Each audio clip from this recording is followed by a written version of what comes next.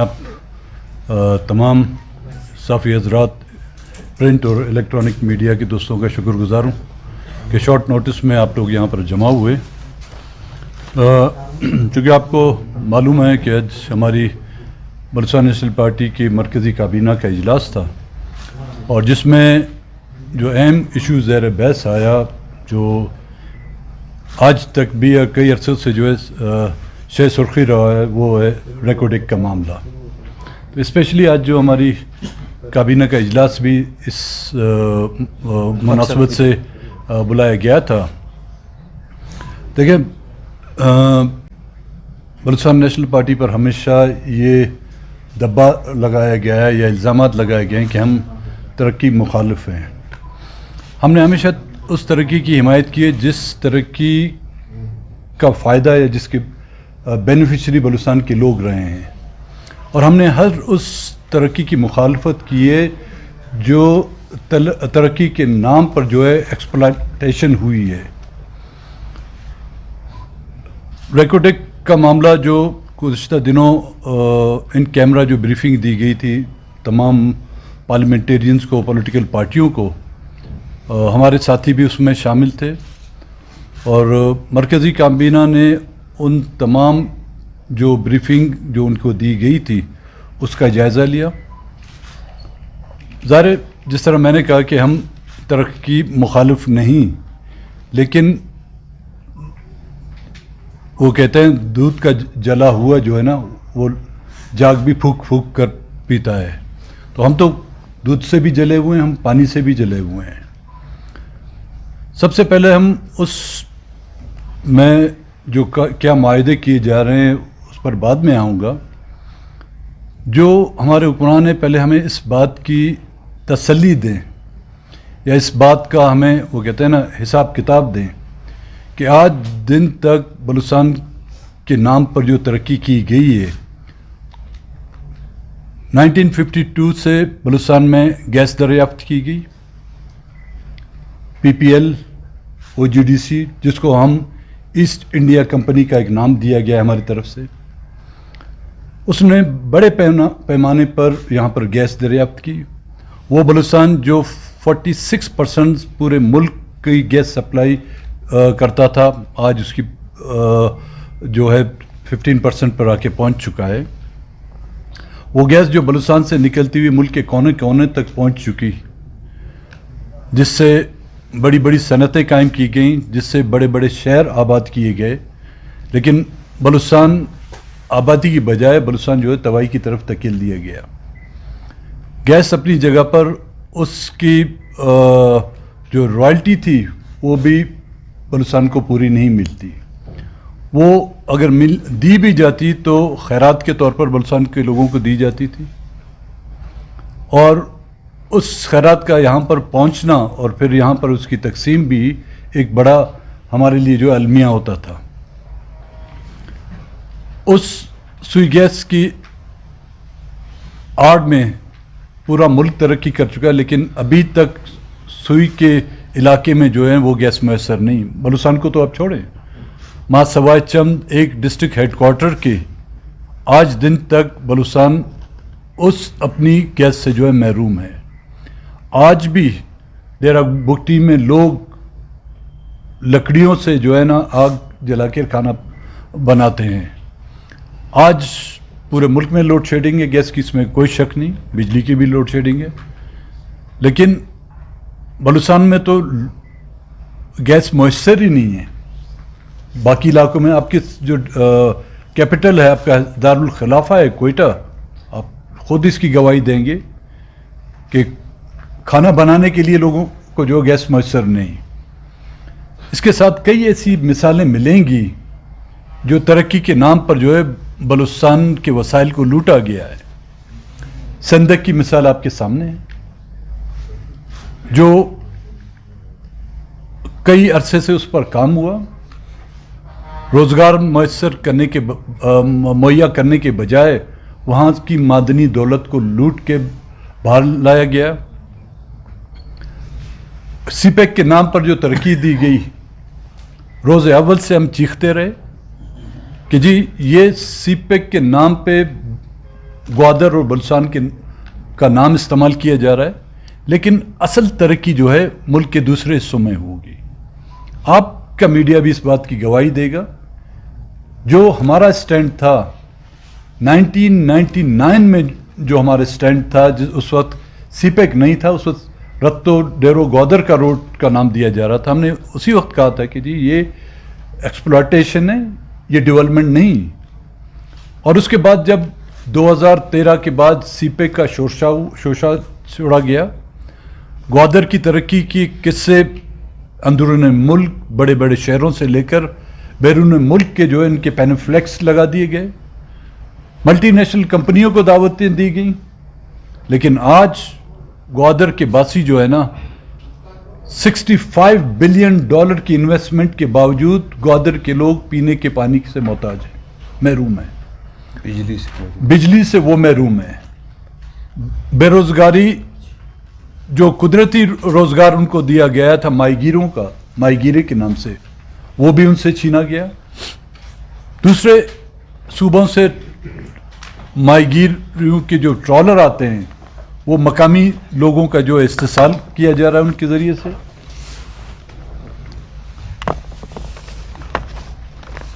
Trust deficit जो कहते हैं ना, एक एतमाद का फुकदान, उस एतमाद के फुकदान ने बलूचिस्तान में एहसास महरूमी, नाराजगी से बगावत, और बगावत से जो है ना लोगों ने आज़ादी के झंडे उठा लिए।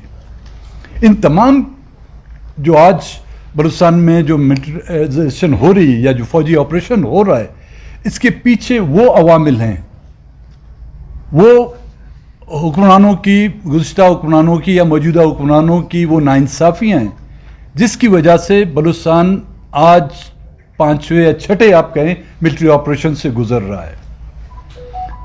हम समझते हैं कि जब तक कि कोई भी ऐसा एग्रीमेंट, तब तक हम उस पर यकीन नहीं करेंगे जब तक कि बलूचिस्तान के लोगों के वो गुज़िश्ता जो उनकी ग्रीवियंस हैं, जो खदशात हैं, उनको दूर किया जाए। मौजूदा हुकूमत से जब हमने एक मुआहदा किया था जिसको 6 नुकात का नाम दिया गया, उसमें इन्हीं बातों का खदशा था और इन्हीं बातों की निशानदेही की गई थी कि मिसिंग पर्सन्स को वापस लाया जाए। जो मैं समझता हूं इन नाइंसाफियों की वजह से एक मिलिट्री ऑपरेशन जो शुरू हुआ, लोग पहाड़ों में गए हैं या लोगों ने पॉलिटिकल एहतजाज किया है, पॉलिटिकल एजिटेशन किए हैं, जिसकी वजह से लोगों को उठाया जा रहा था। वो एक नुकता था हमारा। ग्वादर के लोगों को या बलूचिस्तान के लोगों को अक़लियत में तब्दील करने से बचाने के लिए कानून साजी की जाए।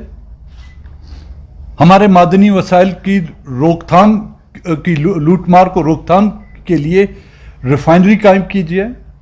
अब मैं रिफाइनरी की जो बात करता हूं, क्योंकि आज दिन तक संदक से जो कुछ जा रहा है उसका हमें कुछ इल्म नहीं, ना ही हुकूमत बलूचिस्तान को पता है कि कितना रॉ मटेरियल यहां से गया। उसकी टनेज तो है, लेकिन उससे एक्सट्रैक्ट कितना हुआ है, गोल्ड कितना एक्सट्रैक्ट हुआ है, कॉपर कितना एक्सट्रैक्ट हुआ है, सिल्वर कितना एक्सट्रैक्ट हुआ है, और इसके अलावा कौन कौन से और मिनरल्स जो हैं ना वो उससे हुए हैं, एक्सट्रैक्ट हुए हैं, उसका किसी को अंदाजा नहीं।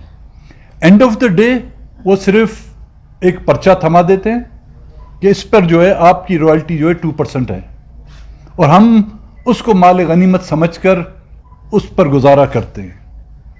इससे अलावा जिस तरह मैंने कहा 1952 से जो गैस बलूचिस्तान से दरियाफ्त हुई, फिर 1962 से जो है मुल्क के कोने कोने तक वो गैस पहुंची, उसका भी किसी के पास हिसाब किताब नहीं कि कितनी गैस यहां से जाती है। हम जब हुकूमत में थे हमने बहत्तुलवासा कोशिश की इसके लिए कि जी हमें एक अंदाजा तो दें कि कितनी, आप हमें कहते हैं कि इतनी रॉयल्टी आपको देते हैं, लेकिन पता तो चले कि यहां से कितनी गैस जाती है। नहीं, वो सवाल करना जो है ना वो गद्दारी के ज़मरे में आता है, वो मुल्क दुश्मनी के ज़मरे में आता है, उससे जो है पाकिस्तान का वजूद खतरे में पड़ जाता है। और अब भी अगर इस तरह के मुआहदात जब किए जाते हैं तो पहले हमें उन पिछले جو اپنے حکمرانوں کے جو گناہ ہیں ان کو تو پہلے بخشائیں. فیڈرل سروسز میں جو بلوچستان کا کوٹا ہے اس پر کتنا عمل درآمد ہوا, جو بھی ہمارے 6 پوائنٹ کا حصہ تھا. فورن سروسز میں بلوچستان کا جو حصہ ہے, آج بھی دیکھیں کسی بھی ملک میں بلوچستان سے تعلق رکھنے والے مشکل سے کوئی آپ کو ایک ایمبیسڈر یا کونسل جنرل ملے گا. وہ تو ایمبیسڈر اور کونسل جنرل اپنی جگہ پر, آپ کو بیرون ملک کونسلٹوں میں اور ایمبیسیوں میں مشکل سے ایک بندہ ملے گا جس کا تعلق بلوچستان سے ہو. میں یہ نہیں کہوں گا بلوچ ہو, بلوچستان سے جن کا تعلق ہو.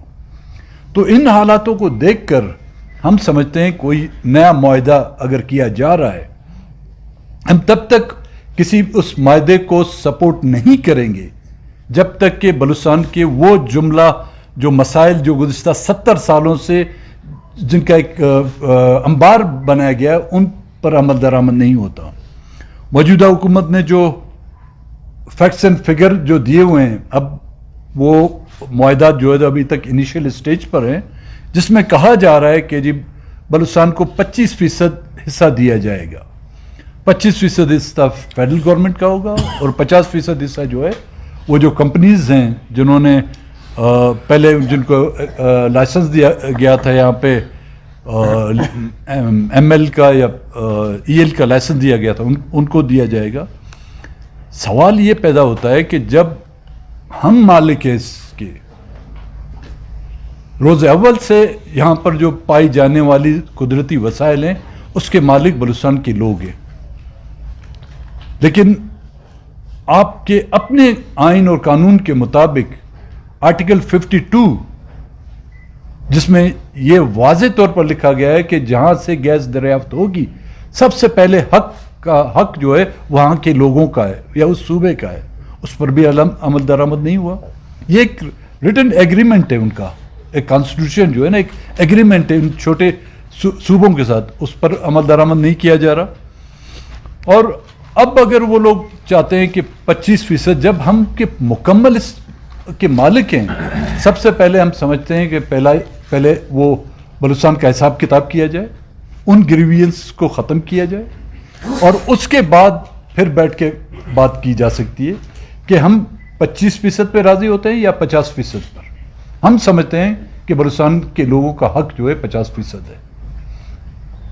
اور ظاہر اس پر چیک رکھنے کے لیے, جس طرح میں نے کہا کہ کتنا مال یہاں سے جاتا ہے, اگر اس مالک کو یہ پتا نہ ہو کہ اس کے گھر سے کیا جا رہا ہے تو اس مالک کہلانے کے لائق بھی نہیں ہے. تو اس کے لیے ضروری ہے کہ ایک ریفائنری قائم کی جائے ان علاقوں میں,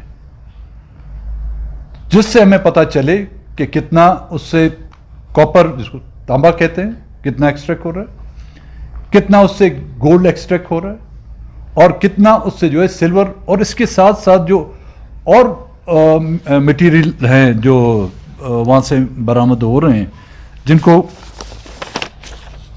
ریئر ارتھ مٹیریل کہا جاتا ہے, جن کی آج ان کی قیمت جو ہے نا آپ کی گولڈ سے بھی زیادہ ہے.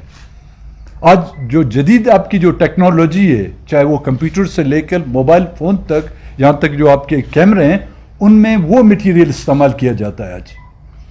اور اس علاقے میں اس کی ایک بڑی مقدار جو ہے پائی جاتی ہے, جو ابھی تک آپ کا انہوں نے 2003 میں جو سروے کیا تھا جب ان کو لائسنس ایشو ہوا تھا, پھر انیشیل سروے میرے خیال میں 2011 میں انہوں نے کیا تھا اس کا, اس سے تقریباً کہا جاتا ہے کہ 6 لاکھ ٹن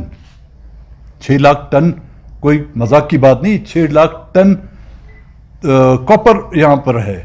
اور وہ صرف وہ ایریا ہے کیونکہ ٹوٹل کمپلیٹ ایریا جہاں پر ڈپازٹ پائے جاتے ہیں وہ 482 اسکوائر کلومیٹر ہے.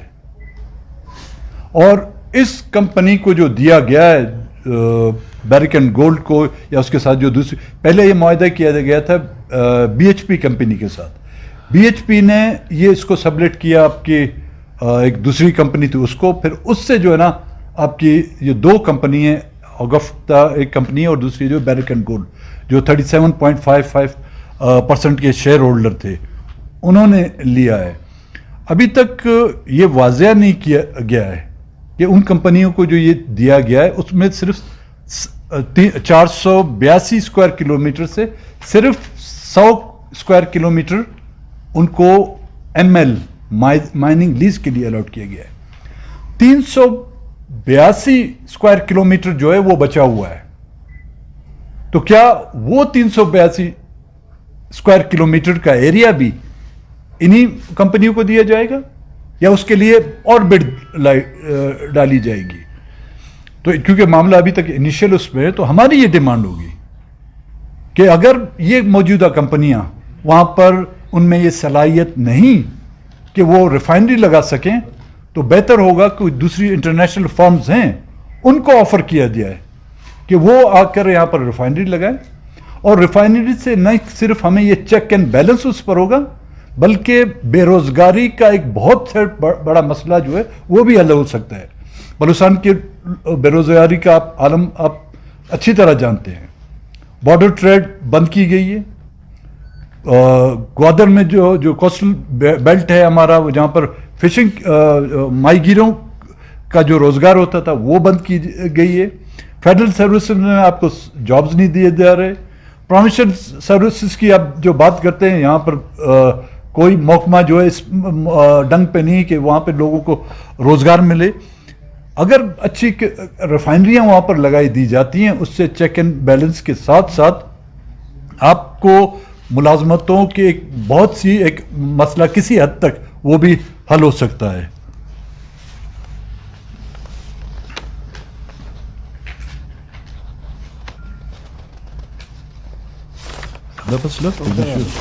تقریباً یہ ایشوز تھے جو میں نے آپ کے سامنے پیش کیے.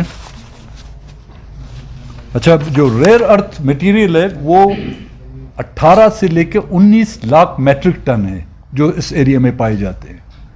اب کہا جاتا ہے نا کہ بلوچستان اس خطے کا امیر ترین وہ ہے صوبہ ہے، لیکن یہاں کے لوگ جو ہیں نا دنیا کے غریب ترین لوگ ہیں.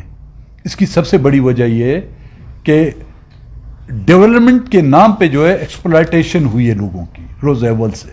جو ہم سمجھتے ہیں جو کچھ آج تک ہوتا گیا، ہم نے اپنی آواز اٹھائی. اب بھی ہم کسی بھی ایسے معاہدے کو نہ کہ صرف اس کو سپورٹ نہیں کریں گے بلکہ اس کی جس حد تک ہو سکے گا ہم مخالفت کریں گے.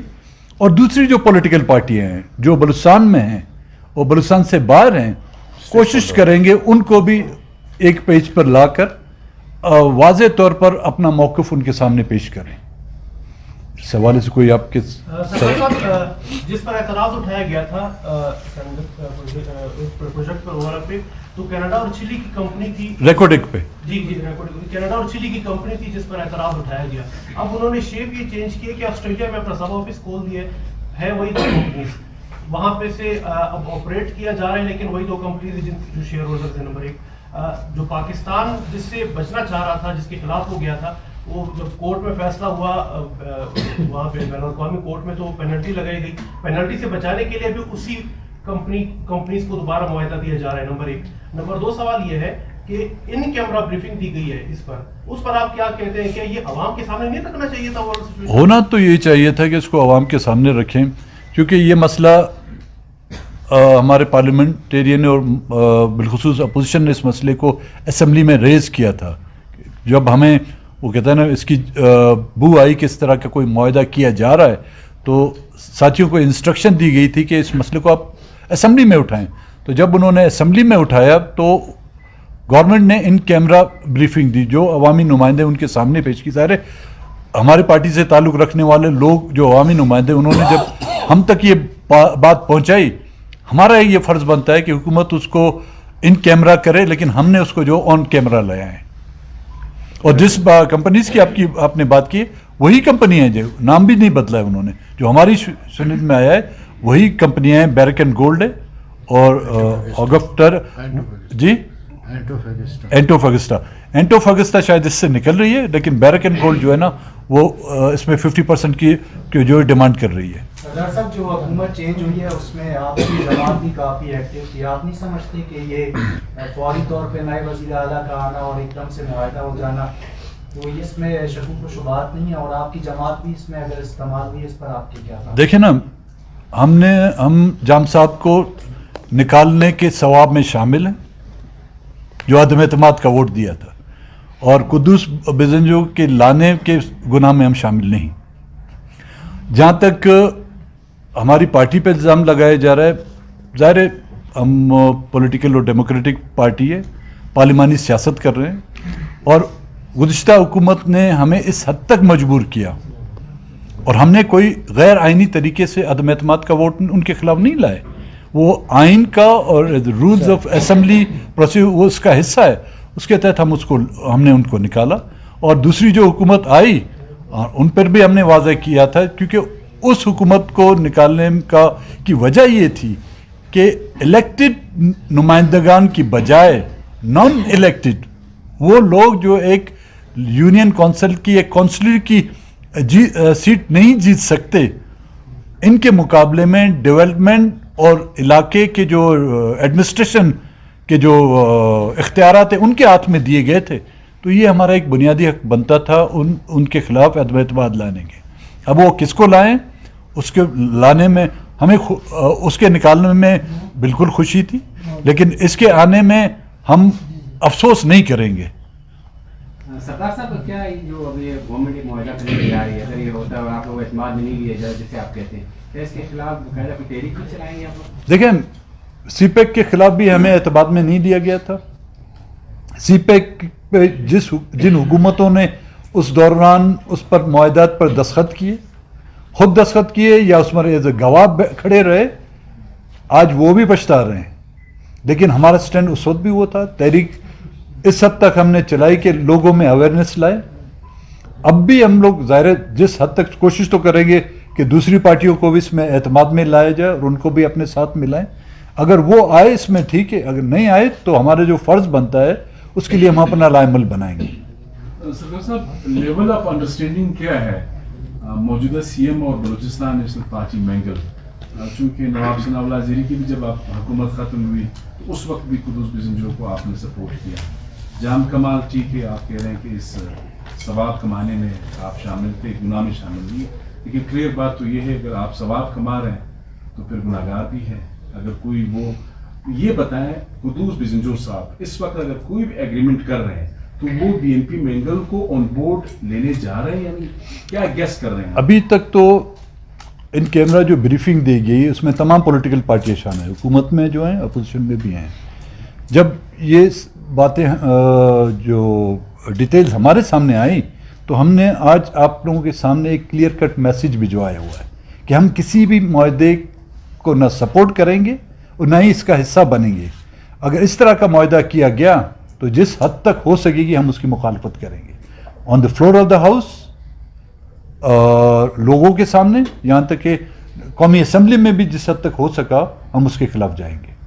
سردار صاحب، اس سے پہلے جتنے بھی بلوچستان کے حوالے سے معاہدے ہوتے ہیں، ظاہر ہے اس میں بلوچستان کی نمائندگی بھی ہوتی ہوگی، تو آپ کا کیا خیال ہے کہ جو لوگ وہاں بیٹھ کے دستخط کرتے تھے وہ اس معاہدے کو نہیں پڑھتے تھے، ایسے ہی دستخط کر دیتے تھے؟ لگتا تو ایسے، اگر اس پڑھتے تو آج اس پر آنسو نہیں بہاتے. اس وقت یا پڑھنا نہیں آتا تھا یا آج جو ہے ان کو وہ سمجھ آ گئی. اب سیاسی طور پر بالغ ہو گئے، یہ میں کہوں تو بہتر ہوگا. سینیٹ الیکشن میں ہارس ٹریڈنگ پر آپ کی پارٹی کے فیمل رکن اسمبلی کے خلاف کارروائی ہوئی، اس کو پارٹی سے نکالا گیا، لیکن اسمبلی کی رکنیت ختم نہیں کی گئی، کیا وجہ؟ دیکھیں، اسمبلی کے کچھ رولز ہوتے ہیں، اگر وہ ہمیں اجازت دیتے تو ہم ان کے خلاف جاتے، کیونکہ فلور کراسنگ کے لیے آپ کو کچھ ایسے ثبوت چاہیے جو الیکشن کمیشن میں آپ کو پیش کرنے ہیں، کیونکہ یہ سیکرٹ بیلٹ تھا. سیکرٹ بیلٹ میں آپ کے خلاف کوئی بجٹ یا فائنانس بل یا نو کانفیڈنس موشن یا کانفیڈنس موشن میں اس طرح کا وہ ہوتا تو شاید ان کے خلاف ثبوت ملے. ان کو لانے والے، ہم سب کو لانے والے ہماری پارٹی ہے، اور جو کوئی بھی پارٹی کے فیصلے کی خلاف ورزی پہلے بھی کسی نے کی ہے تو ان کے خلاف ایکشن لیا گیا ہے. انہوں نے بھی کسی نے بھی پارٹی کی ابھی بھی خلاف ورزی کی، ان کے خلاف ایکشن لیا گیا ہے. تو پارٹی کا رشتہ ان کے ساتھ ختم ہو گیا ہے. اب وہ ان پر ہے، وہ ان کا اخلاقی فرض بنتا ہے کہ وہ اس کو رکھیں یا چھوڑیں.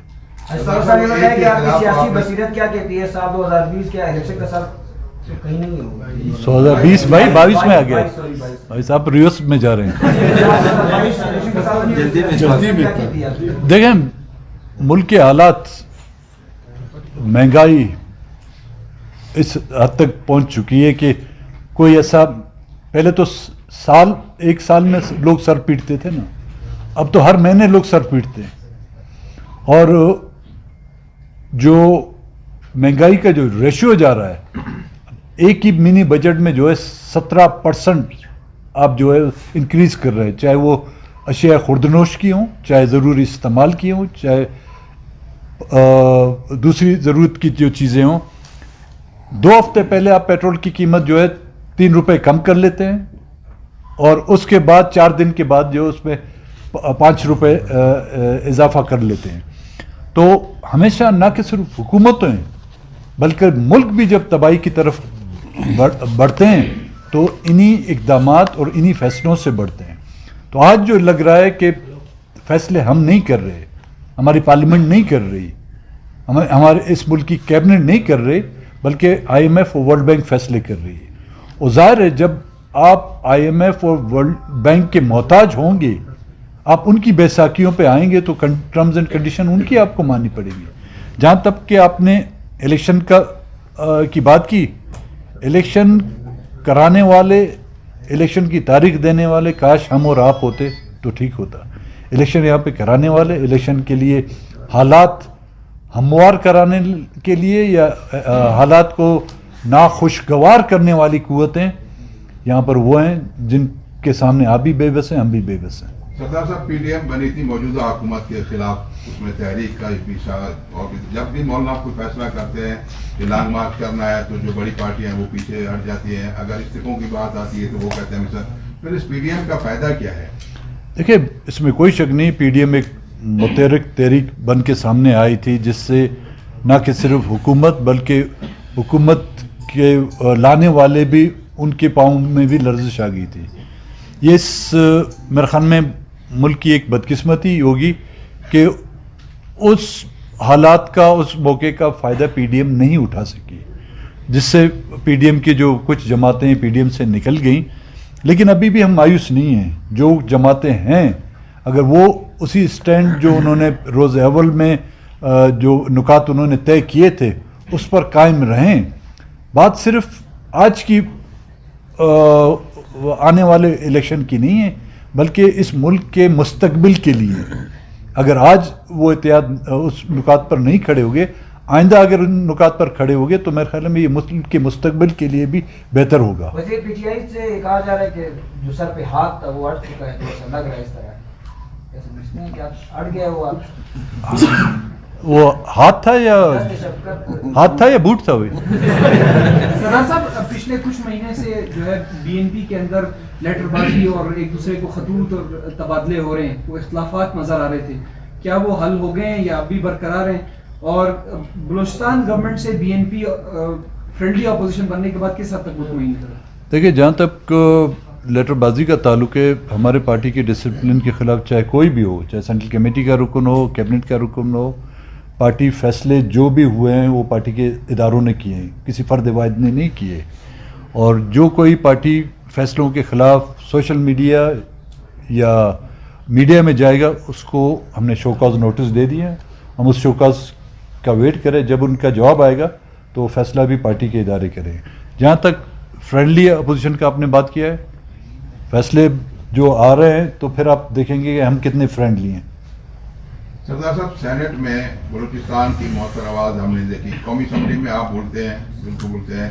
سینٹ میں جب تک عثمان کاکڑ صاحب تھے وہ بولتے تھے، میر کبیر صاحب جو تھے وہ بلوچستان کے، لیکن اتنا ہم نے کسی اور یہ آپ کو نظر نہیں آ رہا؟ نہیں اتنا ایکٹیو نہیں جتنے وہ ایکٹیو نظر آتے تھے. تو کیا وجہ ہے کہ ہمارے لوگ وہاں چلے ایک باقی جو لوگ ہیں کیا وجہ کیوں نہیں بولتے ہیں بلوچستان کی آواز وہ کیوں نہیں اٹھاتے ہیں؟ دیکھیں ہم کسی اور کی ذمہ داری نہیں لے سکتے، ہم اپنی پارٹی کی ذمہ داری لے سکتے ہیں. ہماری پارٹی کے ڈاکٹر جازب سے 6 سال تھے، جس انداز میں انہوں نے بلوچستان کے ایشوز کو وہاں پہ ریز کیے وہ سب کے سامنے. یہ اور بات ہے کہ وہاں پر جب मेरी शक्ल आपके कैमरे को पसंद नहीं है तो इस बेचारे की शक्ल कहाँ पसंद आएगी? आपका लाइव चलता था जी आपका लाइव कभी नहीं, वो असेंबली इजलास में वो कोई हम सोशल मीडिया में चला देते थे, भाई मेरी यहाँ पे लाइव नहीं चलती, इस्लामाबाद में कहाँ लाइव चलेगी? और कोई? थैंक यू, मेहरबानी। अब